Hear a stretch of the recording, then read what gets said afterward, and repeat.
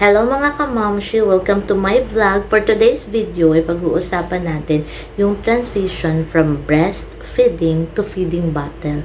Ayan. So gusto ko lang i-share kasi na-experience ko yun sa aking baby na nalalapit na yung return to duty ko. Tapos hindi pa rin siya dumidede sa bote. So ayun, sabi ng iba magugutom daw yan pag magutom didede. So ayoko namang magutom yung aking baby, kasi iyak siya ng iiyak.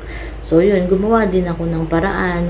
Nag-search ako kung paano ko mapapadede si baby sa bote. At ito nga, yung na-search ko, okay, umubra. Kaya gusto ko rin i-share sa iba kasi alam ko yung feeling, alam ko yung worries ng mga mommy. So, syempre gusto natin yung nakabubuti para sa mga baby natin. By the way guys, nakailang palit pala ako ng nipple, even yung gatas kasi ayaw niya na nung gatas niya before.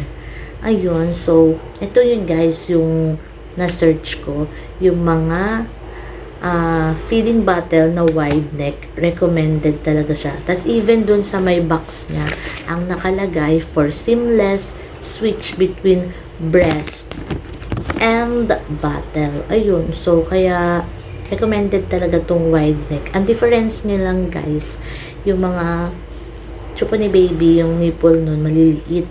Tapos ito wide neck, parang feeling ni baby dumidede pa rin siya sa akin. Nagbe-breastfeed pa rin siya. So, ayun lang guys. So, try nga lang din. Nga pala, medyo pricey yung halaga niya. Nabili siya ng mister ko sa may SM. Yun. Pero, okay lang kahit medyo pricey. Basta para kay baby. Tsaka, masosolve yung problem na didede na siya sa bote. Para, at least may peace tayo na kahit nasa work tayo, alam natin, hindi magugutom yung mga baby natin. So, ayun lang guys. Thank you for watching. I hope nakatulong sa mga mommies na may problem when it comes sa pag-switch ng breastfeeding sa to feeding bottle. So, sana umubra din sa inyo.